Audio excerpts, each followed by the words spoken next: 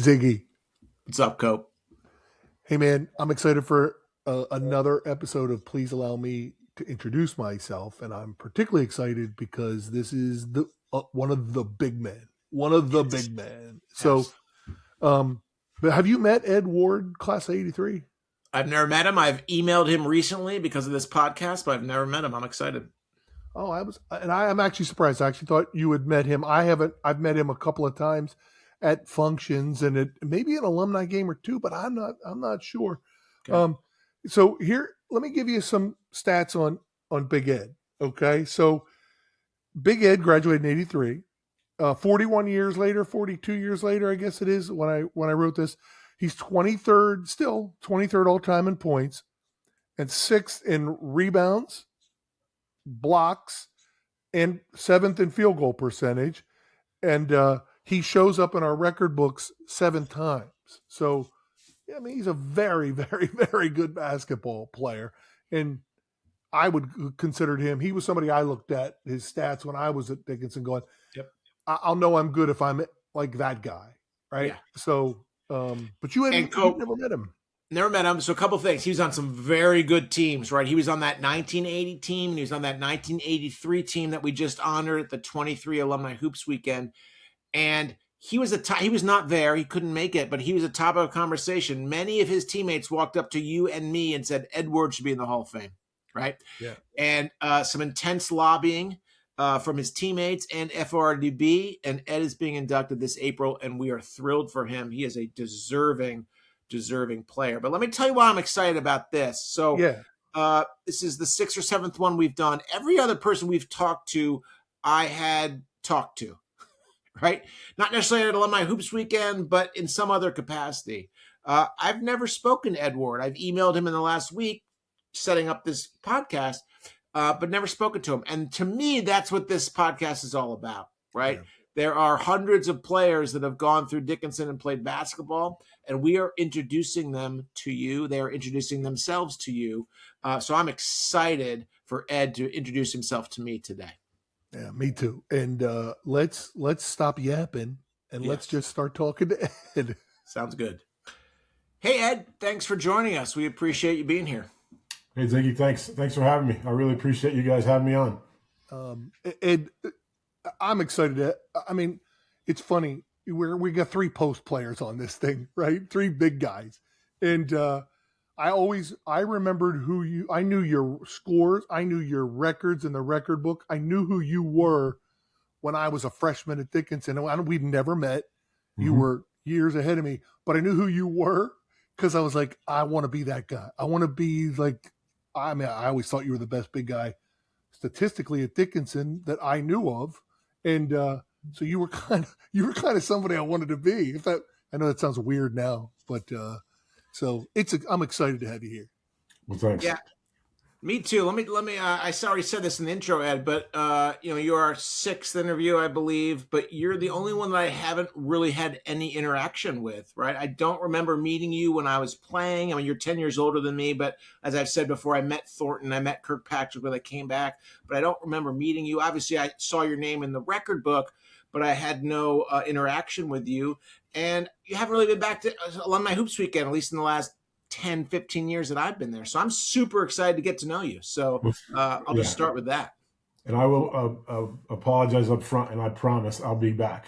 I told you I can't make it this year, of course, but there's this big surprise with my 2 sons, so I got to do that. Yeah, well, that's worth missing it. But we'll see you in 27. How's that? Yes, promise. So Ed, first of all, obviously we already talked to you about. Congratulations on the Hall of Fame.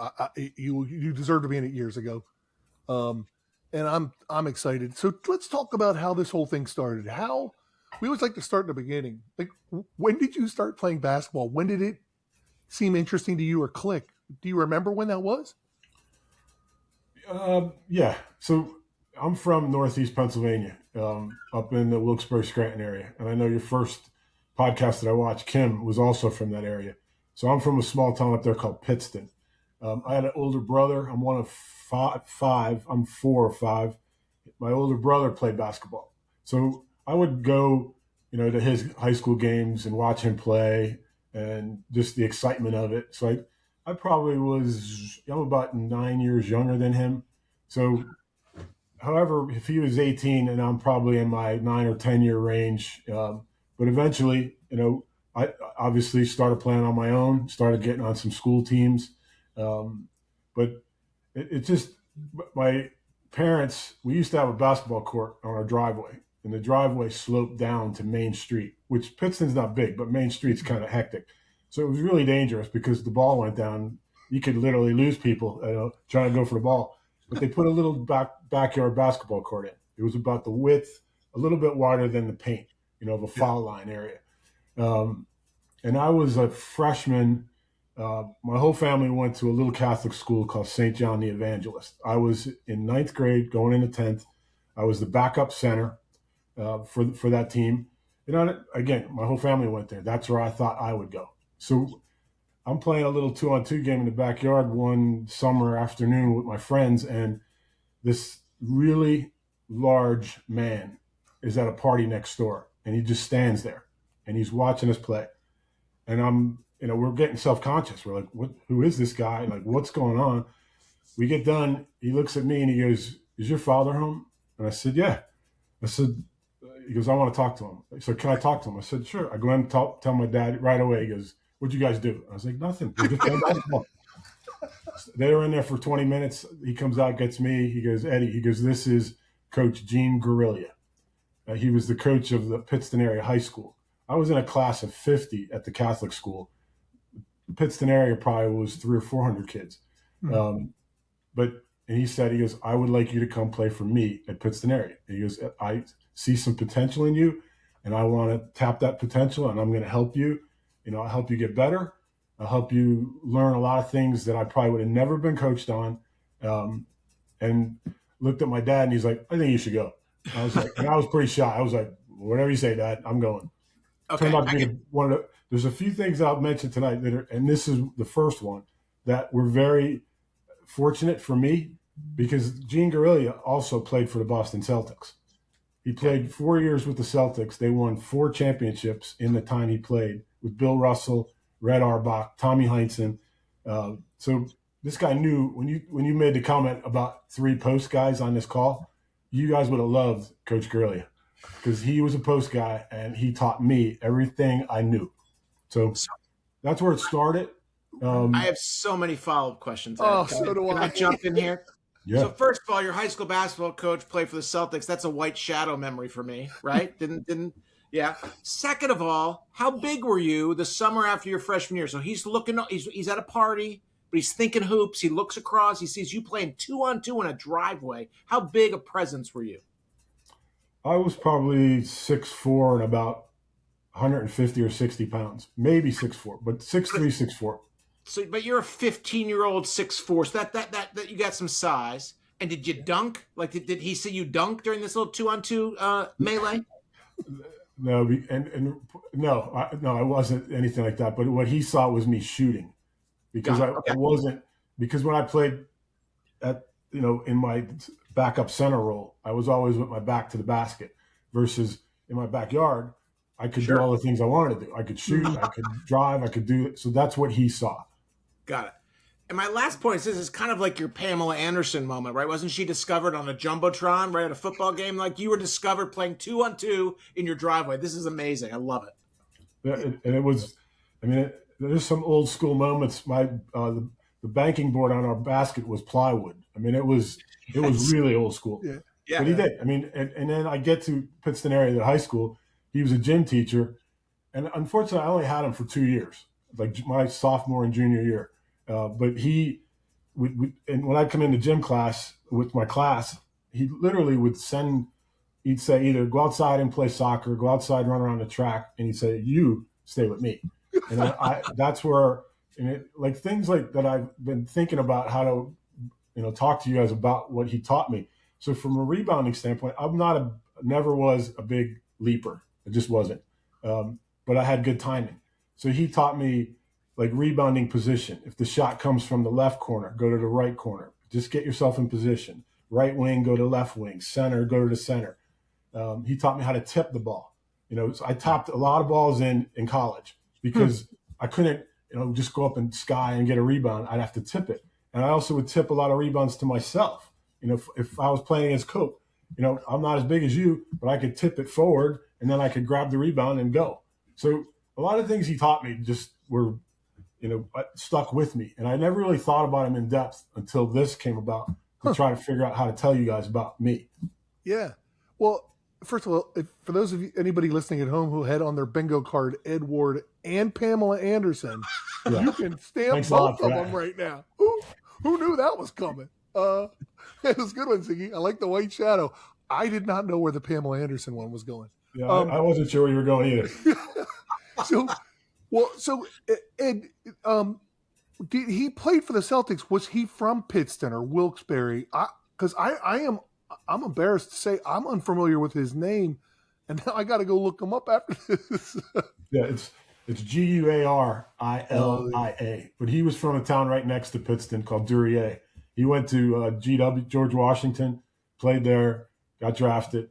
He used to have he definitely had the rings, but he also had this big shamrock pendant that he would wear that was of emeralds emeralds. But again, he's the one who literally taught me. I went my sophomore year. I started on the JV team. We used to have what's called exhibition season. So December was exhibition season. I started, and by January was regular season. He moved me to starting on the varsity. So then I played varsity. The rest of my 3 years at Pittston area. Was he an undersized big man in the NBA? So he taught you. You just said you were undersized. So he taught you kind of those tricks. Was he How big a guy was he? He was about 6'8", 6'9". Okay. When I saw him, he was like 280 to 300 pounds. He was a big man. Right. I don't know, not when he played, but sure. I don't know if he was undersized or not. But he just knew, But the other things, he made me dribble. When I never would dribble. He made me move without the ball. He wanted me shooting from like the corners, and so he just developed all that stuff that became my game. That over the years, and I never really, until we went back and I started going back and thinking about him. I mean, he planted the seed for me to kind of do what I did. Did it sounds like he planted some confidence in you too? Like he's telling you. He sees promise. He's pulling you aside in gym class. He's working, and he's, that's a really. So, were you playing any other sports? No, all basketball. I played a little bit of baseball, but no. When I went there, it was just basketball. Interesting. The other funny thing I'll tell you, he taught me was the hardest shot in horse. So, and it really is, and So I'll tell you, I can't show you because I don't have a basketball here. But if you're standing with a basketball, okay, and you drop it on a court, and then you switch hands like this, and you grab the ball, and then you have to shoot it underhand up to the basket. The key is most people grab it in their palms, okay, and they can't flip the wrist. If you grab it in your fingertips, then you can. So try it when you get a chance. But literally, every time I ever used it in horse, nobody could do it. I've never even seen anybody even try that. No, exactly. Yeah. Interesting. All right. There's another one, Ziggy, for your Ed Ward bingo card at home. Yeah. Underhand reversed fingertip shooting. No wonder this coach liked you. So are you guys any good at Pittston? Our sophomore year, we were not probably middle of the pack. We didn't make playoffs. Junior year, we were good. We won the conference title. We won the district title. We got in the States, got beat by Coatesville. We didn't do much in the States, but we had a good team. And then coach retired. He kind of needed to because he was pretty volatile guy. And he was doing Bobby Knight stuff before Bobby Knight. And it just was eating him alive. And he just decided that was enough. But then the second fluky thing, and I don't mean to keep talking and taking away any of your questions, but there's a few fluky things that happened to me, and now this is how I get to Dickinson. My senior year, I'm playing against Billy Thornton. They were in the same league. He played for a school called Bishop Hoban. And his senior year, they had a really good team. But we played them the last game of the year. We needed to win to get in the playoffs. And they beat us pretty good, and it was over. But I had a good game. And after the game, I was just kind of upset because that was it. There was no playoffs. I was done. And a friend comes down and says, "There's a coach from Dickinson College that wants to talk to you." And I literally said, "I don't want to talk to anybody." I said, "This is, we just lost. Career's over, whatever." And I just said, "No, I didn't want to see him." And it was Coach Evans. He was there, scouting, recruiting Billy, and he sees me. Because I wasn't on anybody's radar until that night. And this is your junior year or your senior year? Senior year. Okay, so you're a year behind Billy Thornton. Is that right? No. Or same year. So Billy was a junior as well. Okay. No, Billy was a senior and I was a senior in high school. Right. Okay. And Coach Evans just happened to be there. Oh wow. Okay. So you weren't on anybody's radar. I was. Local schools. Like Scranton University was one, but I kind of wanted to go away for some unknown reason. VMI was interested in me, but it never really went anywhere. And I'm trying to think if there's anybody else, but it was really the local schools. That's where I probably was going to wind up. But nothing wrong with them. But then when Dickinson came along, once I saw it and met with the coach, met with some of the players, that's where I wanted to go.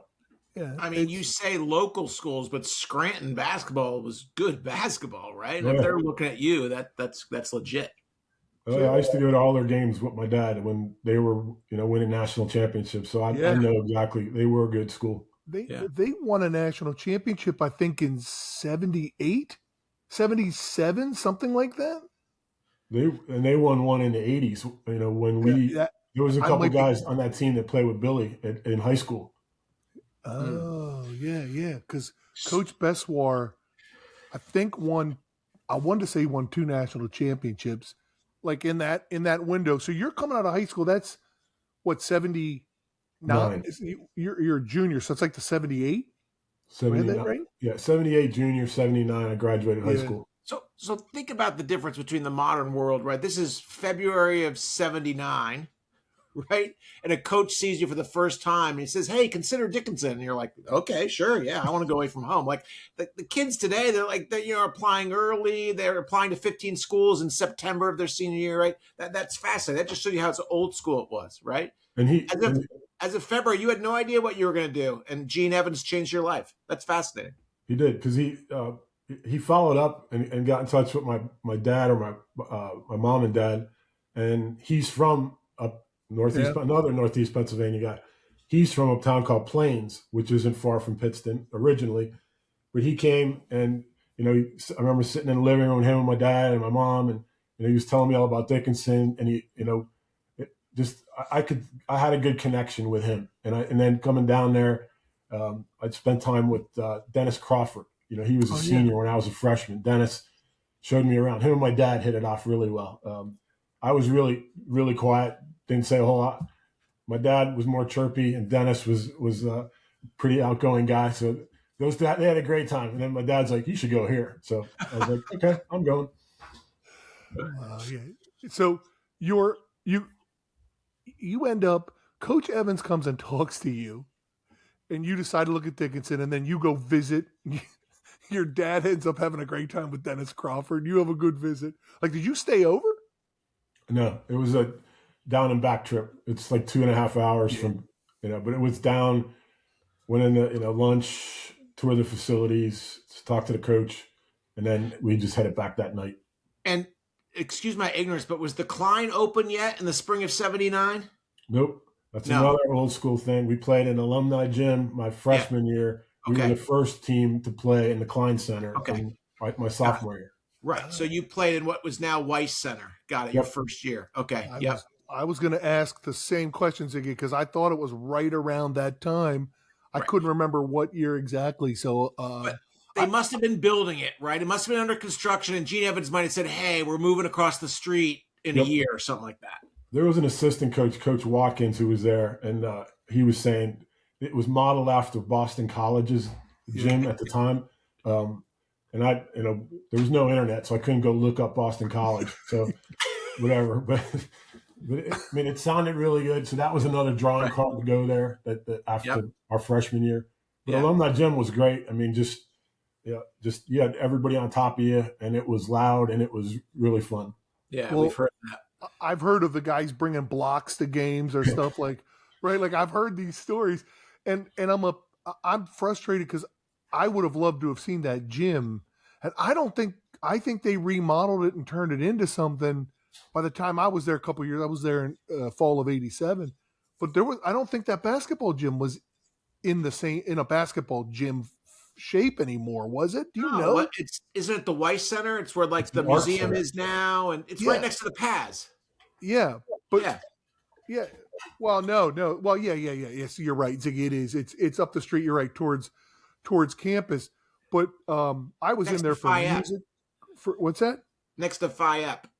Yeah, I was there for music class, and I remember thinking like, I know that this building was the gym at some point, Right. Yep. but I didn't know where it was, and I'm disappointed I never got to see. I've seen pictures, but I never got to see it. So I love the Klein. A lot of people don't like it. We all hated the floor for sure, but I love the building. So you got to play 1 year at the old gym and you had to move across. So what was your perspective as a player that had to move to the Klein? Did you and Billy and that crew, did you like it, or what was your perspective? I would say for the most part we liked it. I mean, the facilities were much nicer than. I mean, the other one was obviously nice and cozy if you were playing us because it didn't take a lot of people to fill it. It was Right. loud, as Cope said, but then you go into the Klein Center and you got an indoor track. You've got multiple courts, so pickup games were pretty well attended, before the season. Yeah. And the locker rooms were a lot nicer than the ones we had. So I would say it was exciting making the change over there. And now when I see it, I'm just kind of like blown away. Yeah. But you went from wood floor to rubber floor. How'd you feel about that? I mean, it was hard. I mean, my knees and whatever. I mean, I never hurt a knee, but I mean, I had swelling and all that kind of stuff and shin splints. But I guess we didn't really think about it too much. I mean, I see what's there now, and I would like to play there sometimes. Well, I wish I could. I can't anymore. But I always laugh like we had 14, 19-year-old men in some of the best shape of their life, and we all have patellar tendonitis, and you're like, there might be something wrong with this floor. Now I get it. Then not so much. Okay, so you have a nice high school career. You guys are pretty good, right? That's a competitive area. That's a very strong basketball area up in Northeast Pennsylvania. It takes its basketball very seriously, especially. Does Pittston consider itself like closer to Scranton, or is it's more Wilkes-Barre? Is it not? It's actually right in the middle of the two of them, Cope. It's like 20 minutes from Wilkes-Barre and about 20 minutes from Scranton. It's right in the middle. Yeah. So I wasn't sure if you guys saw like we like GAR as a big rival or Scranton Prep as the big rival. I wasn't sure which direction, like. Most of the league actually was you're right, in the Wilkes-Barre market. We'd play the Scranton teams in exhibition and in playoffs. But had a lot of friends. They didn't have AAU back then, but we did have like club teams. And I played on one called the Loyalists that, went around to different areas. But there was guys from Scranton Prep, Scranton Central, West Scranton. Yeah. But you're right. The league was more Wilkes-Barre based. I thought it might be. I wasn't sure. Go ahead, Brandon. So you have some good teams, right? You get there, your freshman year, the 80 team's a very good team, right? You got Freisinger, who's a sophomore, right? You're going to play 3 years with him, and he's the all-time leading scorer. You come in with Billy Thornton, who is also a Hall of Famer. So tell us a little bit about your 4-year career, because that's a nice 4-year window that you got to play in terms of team success. Oh, yeah. I mean, very successful. We won the conference, I think, 3 times, 3 of the 4 years. The overall championship once, got to the NCAAs twice. But, freshman year, super strong core group of seniors. I mentioned Dennis Crawford, Doug Pauls. Those 2 guys were mentors to me throughout and still are in my lifetime. With Davey Evans, Coach Evans' son was there. Mm-hmm. Sheldon Danziger, Danny Zarica was a center. I'm missing somebody. Either way, but there were 6 seniors, and they were very, very strong. People, they were helpful. you could look up to them, and they kind of showed us the ropes. They'd rough you up. They'd tell you when you did right, when you did wrong. But we did have a really good team. That's the year we won the overall championship and the league and got to the NCAAs. I think we beat Ursinus. And you make varsity as a freshman. Like, you're on that varsity team. How many minutes are you getting on that good team as a freshman? I was on the varsity. Billy and I and John McClatchy, my roommate, was also on the team. I got a lot of minutes. I don't know to tell you an exact. I mean, there were some games I played a lot, and there were some games I didn't play maybe at all or a couple minutes. But there was a couple games stretch I think I started. So I mean, it was kind of up and down. But I mean, I guess that's to be expected. I didn't like it, but that's what it was. I mean, I just had to get better if I wanted to start. And then the next 3 years, I did start sophomore, junior, and senior year. Good teams. Sophomore year was probably the record-wise not as good, but it was definitely well over 500 from a record standpoint. But I remember us getting beat by F&M that knocked us out of the playoffs. And then junior year, we won the league. Senior year, we won the league. But again, playing with guys like Dave Freisinger, Mike Heel was with him. He was a guard, but Dave was obviously a quality player. Just a super nice guy. I mean, his personality and mine are, I would say, kind of similar. We're not super outgoing, but you're observant. You're loyal. You're going to do whatever it takes to get a win. And Dave had a lot more attributes and skills. I mean, he was like a 6'4" guard at the time, which was, kind of unheard of. Right. But anyway, and then you go forward, with him. My junior year, he was a senior, and then our last year, it kind of flips. When I told you that my freshman year we had 6 seniors, and I looked at this picture. Hopefully, you can see it. Yeah. Okay, so there's 6 guys in that picture, and actually we're all on the bottom row. Those are all seniors. Okay. You can see Billy, you can see me, Pete Vogt, Leon Rose, Billy Boyd, and John McClatchy. So now we are the 6 seniors for the guys coming in. You can see Ted in that picture, Ted Kirkpatrick. Yep. And Ted was excellent. I mean, that guy, I wish I had one more year eligibility. I would have loved to play with him one more year. But I mean, you could tell he was going to be really good. Kyle Miller, was definitely good. Matt Rocco, he's in there somewhere. But again, we were then the seniors that were kind of being the ones to mentor the younger guys coming into the program. So it was a nice kind of turnaround after my freshman year to my senior year. It's nice bookending, like that 6 when you come in and you're then 6. So how many, if you were, and you may not remember, how many came in with you? Was it 6 and you guys all stuck with it, or were there 8 or 9 and just, I mean, it's still the fact that you have 6 still around is atypical. And I think it's also a reflection of why you won. Right.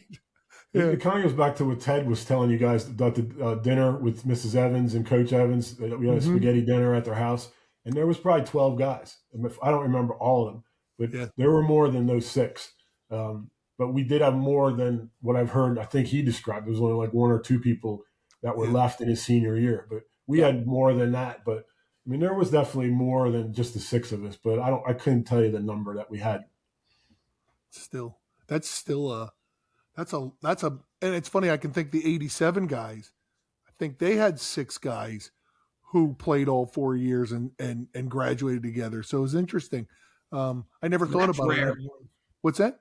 That's rare. I mean, Cope, you've talked about coming in, you're the only freshman. I mean, I came in with 9 guys, only 2 of us played 4 years, right? To have 6 is rare. And I think, Cope, you're right. That's why those are quality teams, right? That 80 team had 6 seniors. That 83 team had 6 seniors. That's strong.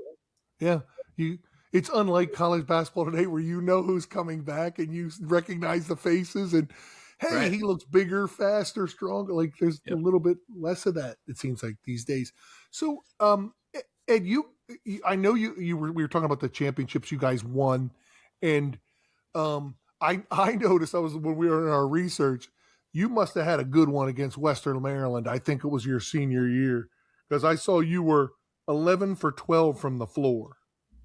Do you remember that? It was still Western Maryland now, McDaniel. It was still Western Maryland. I got a funny story to tell you about that game. Oh my God, I can't believe you touched on that game. I told you my dad was a character, right? he was very two quick things. When I went to Dickinson, this isn't the story, but two quick things. When I went to Dickinson, he came up to me after one of the games and he goes, Eddie, he goes, what's with your fans here? I was like, what are you talking about? What's the matter? But he goes, they clap for everybody. They clap for the other team. They clap for the refs. They clap for your team. I was like, well, I said, I don't know that. But he loved to ride the refs and, yell and scream. I was like, okay, you do your thing. So now Western Maryland. I do kind of remember that game. I don't remember what you just said as far as 11 to 12 or whatever, but we were playing at Western Maryland. And I come out and they had a gym similar to ours. Like people are right on the floor with you.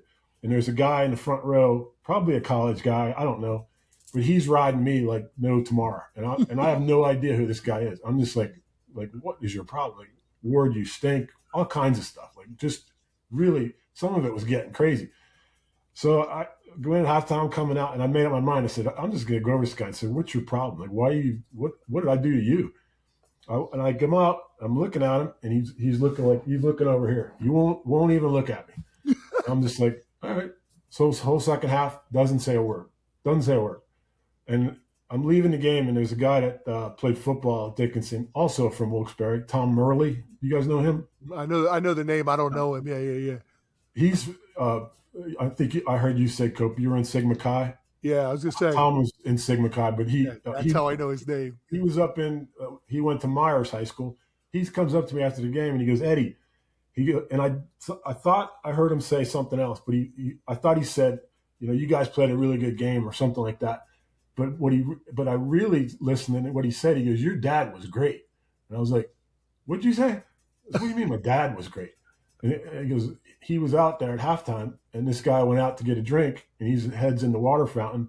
Well, my dad being my dad, he kind of held him by his back of his neck and turned the water fountain on and told him, he goes, that's my son that you're screaming at. He goes, I would suggest you say nothing this whole second half. And Murley is right behind my dad when this is happening. So I'm just like, oh God. I was like, okay. And my little sister was there with him, and he just said, you stay here. I'll be right back. So that was the end of that. But that was that. I can't believe you brought that game up. That's great. Anyway. I love that you remember that as opposed to being 11 for 12. Yeah, I thought he was going to say, it looked like a 55-gallon drum. I couldn't miss. I'm angry because I didn't shoot 20 times. When you said that game, I knew exactly what happened at that game. And I knew we won. I knew we played a good game, but that was my father. So, Ed, so how big a guy are you at Dickinson? You said you're 6'4" in your driveway after your freshman year in high school and the coach noticed you. But when you get to Dickinson, how tall are you? How big are you? I would say I got to 6'5", and it seemed like I put on – so if I was probably in that 160 – probably 180 range when I graduated high school, I probably got up to like 210, 215 in that range. Yeah. That's typical D3 basketball when I was playing, right? 6'5", 6'6", 210, 215. Yeah. Did you face a lot of guys that were bigger than you? Were you considered an undersized D3 big? I know you faced the basket a lot, but I mean, I would say for the most part, there were guys typically were maybe a couple inches bigger than me. There was one guy at Ursinus that was really good. His name is Broderick. He was like 6'8", but he was really good and really tough to defend. But he'd probably be the main exception. We played some oddball teams. My freshman year we went to Florida. We played Stetson, which was Division I. Yeah. So some of those teams had like 7-footers. That was not the norm for us. Right. But most of them were in that 6'6", 6'7" range. Yeah. I do remember Scranton always recruited super tall guys, and we went and played them my senior year. I remember their bench was like 6'10", 6'9", 6'8", and I remember thinking, because I think I might have been 6'7", and I remember thinking like, I better figure something out because there's a lot of big boys down at that end. I did not figure things out that night, Ed. Just so you know, I did not figure them out. I sunk. So Ed, what else do you do at Dickinson? You're a Hall of Fame basketball player. You have a great career in terms of team success. What else are you doing? Are you in a frat? What's your major, etc.? Yep, I was in Phi Cap. That was the fraternity I was in. And when I was there, that seemed to kind of be where a lot of the basketball guys were going. A lot of those guys that I mentioned, the seniors, Doug and Dennis, were there. But not that it was exclusive to that, but that, Sure. probably how I got introduced to it. Was in Ravensclaw my senior year. Major-wise, I went in thinking I was going to be in pre-med, and my chemistry prof told me that you need a different major, so I didn't last in pre-med. Eventually graduated in psychology. But other than that, I mean, no other sports that I played there, just intramural sports. But Yeah. Go ahead, Ziggy. You look like you had one chambered there. No, go, Cope. Oh, I was going to say, so you were in Phi Cap, and they were off campus shortly thereafter, and then restarted my first year. Fall of '87, because a couple of the hoopsters that I played with who were ahead of me restarted it, or brought them back on campus or something. Tommy Warnock and Gary Markle and Billy Callahan actually was part of that group, and Tommy Benz. Now that I think about it, so all right, what did you know as when you were getting out of Dickinson? And I know I don't want to jump ahead too far, but did you know what you wanted to do at that point? Because it sounds like your major changed. Did you have a sense of what you want to do by the time you're a senior? No, I would say no, Cope. I didn't. Before we leave Dickinson, though, I just wanted to tell you two other things that. One, the time that I played there, no 3-point shots, Right. no time clocks. When going back in time, thinking of all this stuff, and I was looking through some boxes of memorabilia, and there was one game we played. I don't even remember what year it was. It might have been sophomore, junior against Muhlenberg. Coach Evans wanted us to play zone. Muhlenberg wanted us to play man. They wouldn't come in. We wouldn't come out. It was 2-0 at halftime, and the final score was 15-6. So that hurts your scoring average, buddy. Different era. It was brutal. It was brutal. But that whole It led us 3-point shot, and no time clock, I was like, wow, you played like back in the Stone Age. Oh my gosh! So I'd heard about that game. I didn't realize that was you guys that played in that. Oh well, Coach Evans ran such an interesting 2-3 zone.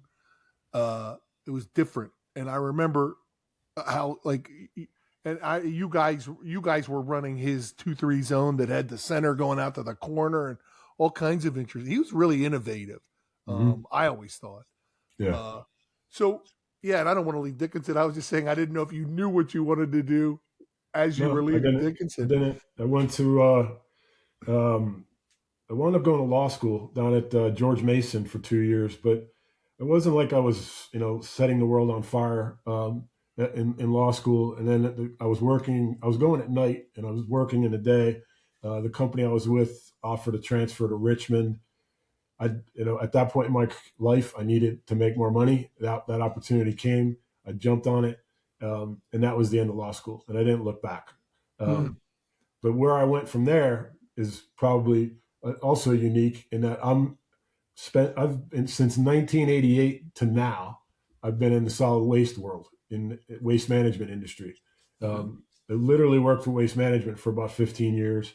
Worked for an independent in Central PA, and then we were purchased, and now with another national provider for the last 5 years, which got me to where I'm living at now, which is in North Carolina. So, but where Dickinson and that whole major and comes into play with it, I managed a lot of people. I mean, coming from a team environment, that was always natural for me. I wasn't an individual sport guy, so being on a team was always what I knew it was important.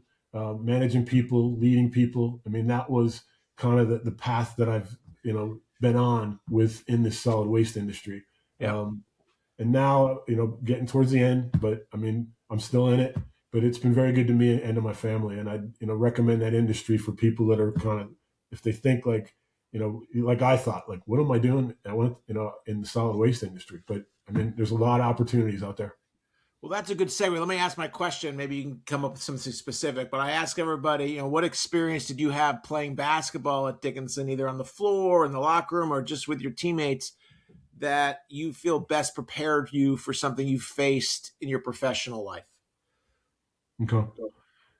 I mean, I mentioned Ziggy, the whole team concept, but I mean, Coach was very good, Coach Evans, and I had him for 4 years, and I think I feel pretty blessed that happened, that I was with him. But he, always had life lessons after practice, and I still have some of his letters that he would write, but he always tried to, he'd talk about, the next game and the next opponent, but he'd also talk about something with life, or we talk about an old alumni that wrote a letter back or did something.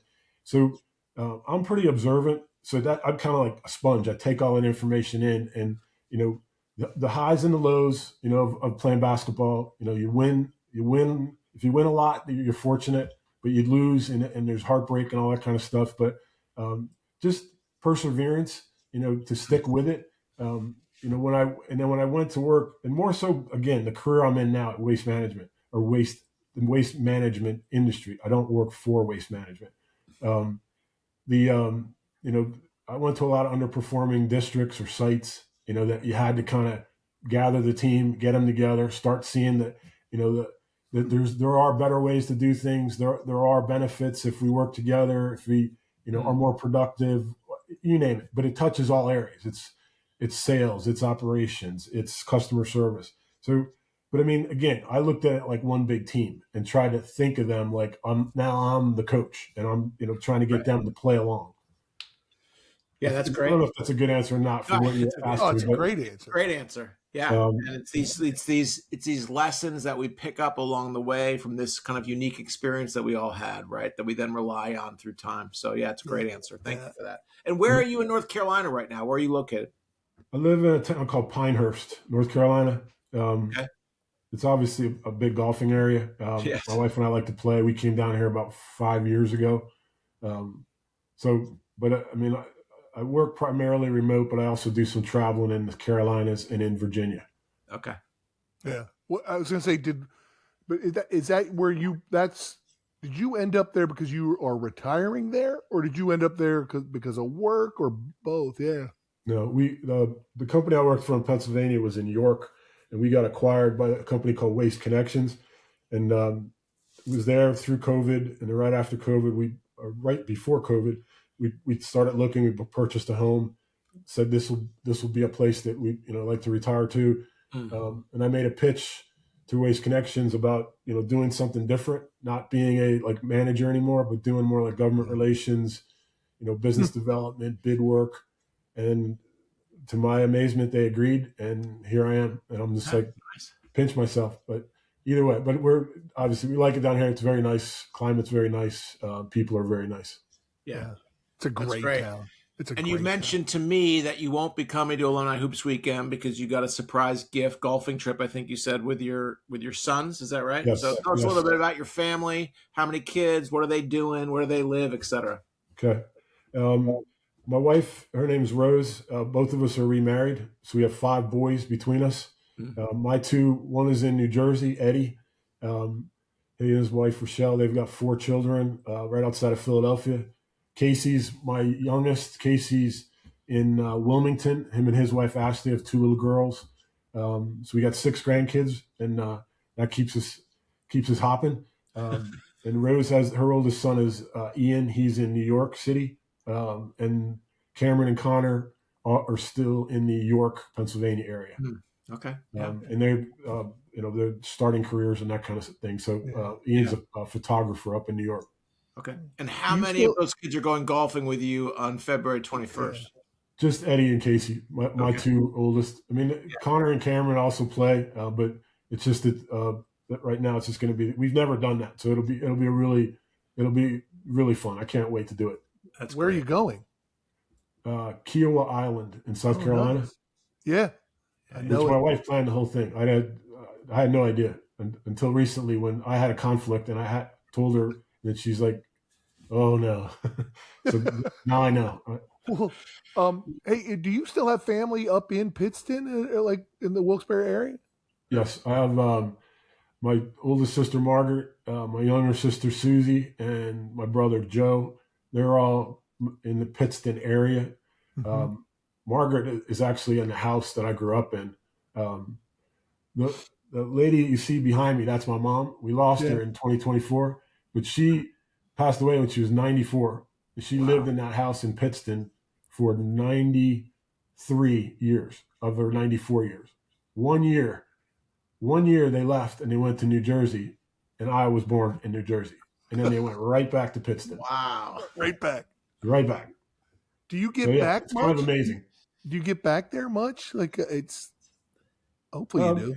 Yeah, we definitely, we definitely go back over Thanksgiving, and that's probably the biggest time, and probably another 1 or 2 times a year. It's just harder now. When I was in New York, it was easy to go up there 5 or 6 times. Now it's harder to do, but we do. So that's important to us. So we're definitely go back there. I enjoy it back there. Don't like the weather too much, but and enjoy the food. They got some great food up there.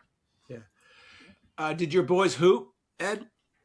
Yes, they both played in high school. Eddie played a year or 2 at DeSales, and then he went to one of the Penn State branches. I think it was York, and then I think it was York. And when he was at Penn State York, they actually played at Dickinson. They played Dickinson. So that was kind of really wild to go and watch that. I think his team won, which was, I'm happy for my son, but he played Dickinson. You didn't have to. It was unique that they did play Dickinson. You didn't have to rough anybody up at the water fountain, did you? No, I'm more like my mom, Cope. He was something to behold. I mean, we're not going to tell anybody if you did. It's all right. I just want to. No, I know. I know my personality is more on my mom's side. Well, Ziggy, you know I was looking forward to talking to Big Ed. I mean, And Ed, we're going to give you a pass this year, but we want you back. Alumni Hoops Weekend 2027. You're obviously an important part of this program, and we want to hang with you and hear your stories. So please come back in February of 27. And we'll be paying attention. So when's the Hall of Fame? April 25th of this year, Saturday night. Yeah. I'm gonna have to pick your brains on the just the logistics of it. I mean, I saw your speeches, but just there's questions more so that I need to get family and friends information on. Yeah. Here's the cheat code. Before I leave you guys, can I just say I want to say thanks to you guys, but there's other people that helped me get into this Hall of Fame that I kind of just thought would never happen. Billy Thornton, Pete Vogt, Leon Rose, Kyle Miller, Matt Rocco, Coach Rick Falk. He was an assistant coach. I recently reconnected with him. Herb Arrow. But I mean, a lot of people, and I was playing golf with Billy and Kyle a few years ago, and they started talking about, lobbying, if you will, for me. And I was kind of taken aback, and I was like, well, that's really nice of you guys. Thank you. But, I never knew that.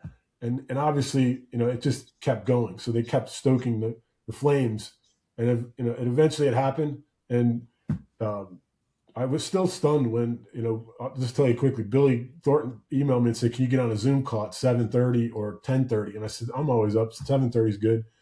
So I get on, and we're sitting there talking like this, and I'm just like, "What's the purpose of this call?" And then Coach Soretti jumps on, and then I'm really confused, and I'm just like, what? And then Coach Soretti tells Billy, he goes, "Well, aren't you going to tell him what this call's about?" And then Billy tells me, and I was just like, "Holy crap!" That's wow! Like I was stunned.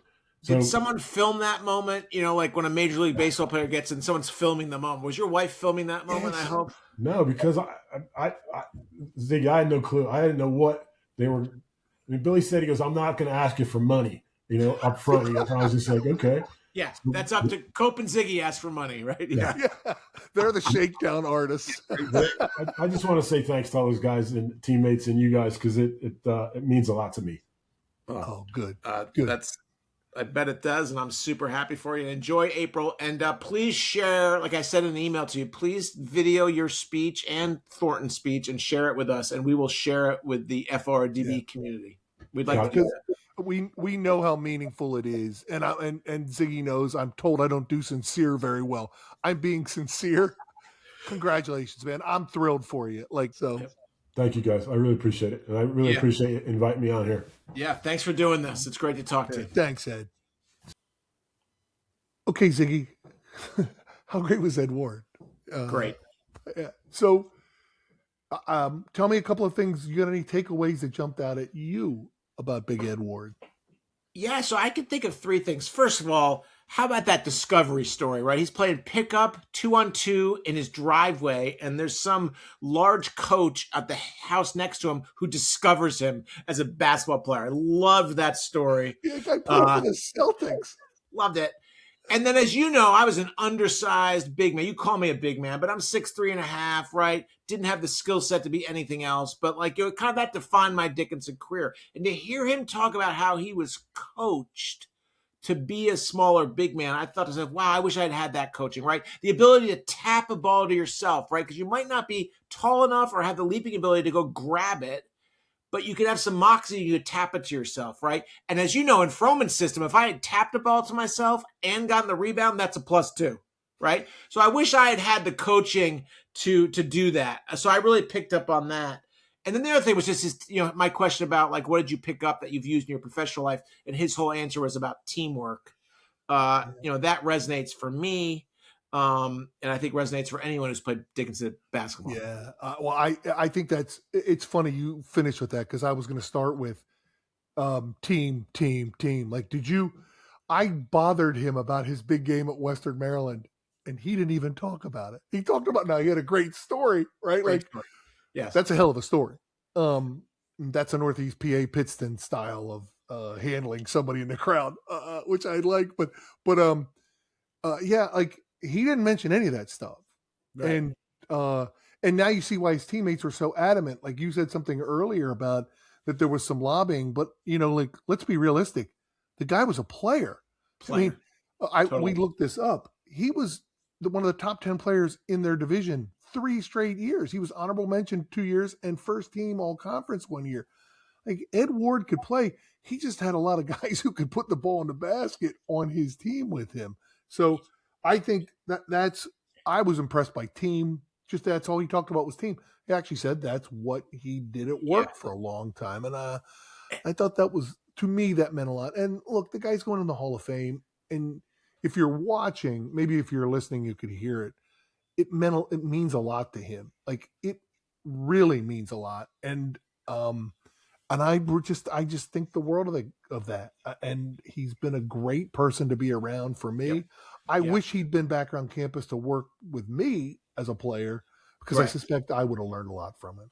Yeah. And I'll tell you, you talk about 3 years being kind of one of the best players in the league, but the thing that I picked up on was how he made an impact on that 1980 team, right? Yeah. That was a great team. It had 6 seniors. It had a sophomore, Dave Freisinger. And he said, hey, you know, I was in the rotation. I might have started a couple games. Like, he came in as a freshman and he was a player right away. He didn't make all conference that year, but he was a player. And, you know, people that can do that as freshmen, they're different. So I picked up on that. Well, and I think, like, we'll finish on this. If you want to know how good Ed Ward was as a player, you could waterboard him. I don't think you'll get it out of him. Just ask one of his teammates because they won't stop talking about him, right? So on and off the court. So I love that, Ziggy, as always. You know I love these, and hopefully people enjoy these half as much as we do. Absolutely. Thanks, Cope. Thanks, buddy.